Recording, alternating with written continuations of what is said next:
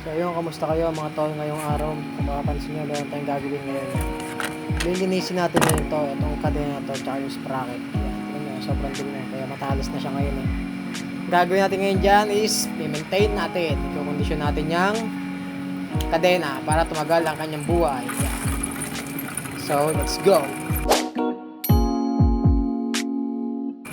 At ayan mga tol, kung maririnig nyo, sobrang ingay ng kadena yun. Pag iniikot ko siya. So, ibig sabihin niya, sobrang dumi na yan. At syempre, gagamitin natin ang tools yan. Yan. Gagamitin natin pangtanggal ng lock is lice. Yan, syempre. Kailangan natin yan. Tapos, basahan. Yan, pamunas. Tapos, yung yan, lagayan. Hindi natin lalagay yung kadena mga tol. Tapos, isang spray. Yan. Yung gagawin natin. Sasalinan kasi natin ng gasolina yun. Yan. Panlinis natin ng kadena. Yan ang panlinis natin ngayon mga tol.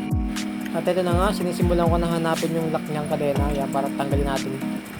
Para malinis na natin siya. Yan. So, hinahanap ko pa kasi hindi ko na siya ganong makakita kasi nga sobrang dumi na niya eh. Yan. Ikot-ikot ko syempre para makita natin yung lock. Dahan-dahan na muna. Yun. At yun na, nakita ko na syempre. So, gamitin na natin ng pliers ngayon yan. Yan, kung makikita nyo. Papakita ko sa inyo yung lock. Yun, di ba? Sobrang dumi na niya, di ba? Ngayon, tatanggalin natin ngayon yan, yung lock na yan.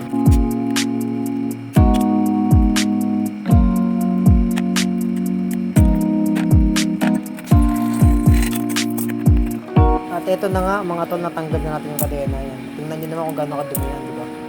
Yan. So ayan, i-ayos natin yun. Tatabi muna natin. Papakita ko sa inyo yung gaano kadumi yung sprocket pa natin yan sa likod. Di ba? Sobrang dumi nyo. Hindi ko na kasi nalilinisin kasi panay nga ang ulan, di ba? Nalilinis ko naman siya kaso hindi naman siya ganun ka solid ko siya nalilinis. Yan. So ito yung kadena natin. Pinakalawang na dyan. Ito na nga, sinisimulan ko ng sprayan niya para malinis natin yung kadena natin. So, makikita nyo, di ba? Yung mga kalawang-kalawang na kasi nga hindi ko na siya nalilinis. Nababasa na lang siya na nababasa. Yes, ang gagawin natin ngayon dyan, yan, ibabad muna natin ngayon sa kadena sa gas. Yan, para matanggal yung mga dumi niya. At syempre, hindi lang yan. Syempre, isama din natin itong ano, sprocket sa likod, di ba? Kung mapapansin nyo, pag binubugaan ko siya, nalalaglag yung mga langis-langis niya.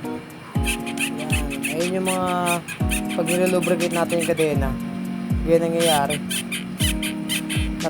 Kumbaga tumatalsik dyan, tapos pag yung dumi, naiipon dyan, sumasabit. So, ganyan nangyayari. Hindi mo kung binubugang ko, usang nalalaglag.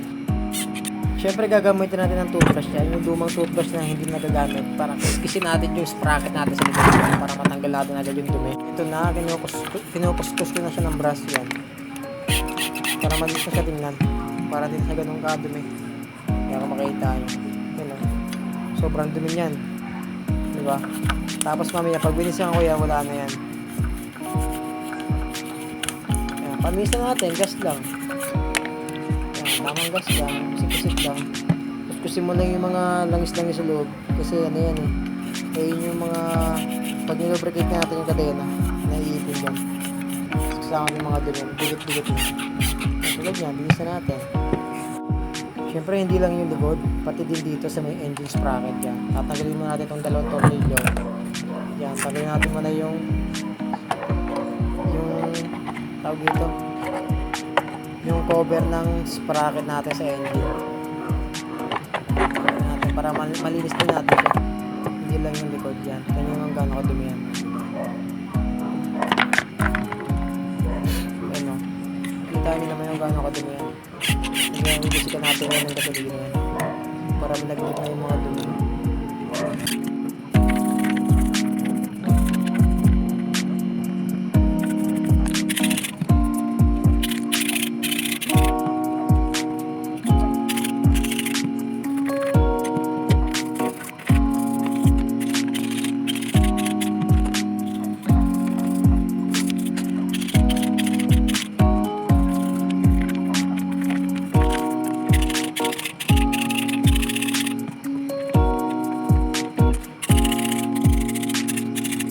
At ito na nga mga tol, natapos na natin yan. Hindi ko na pinakita kung paano na kinabit yan. Syempre, kung paano natin tinanggal, ganoon lang din natin kakabit yan.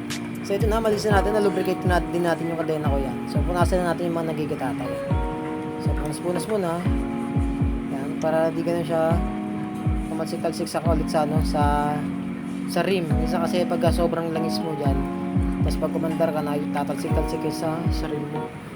May pangating na mahirap dilinisin yan minsan sa rim. Kumakapit eh. Punasan natin yung kadena. Konti. Yung mga nangyayin yung mga sobrang langis na nagkikitata. So, yun lang mga tol. Maraming salamat sa inyo at salamat sa panonood sa konting oras at minuto lamang.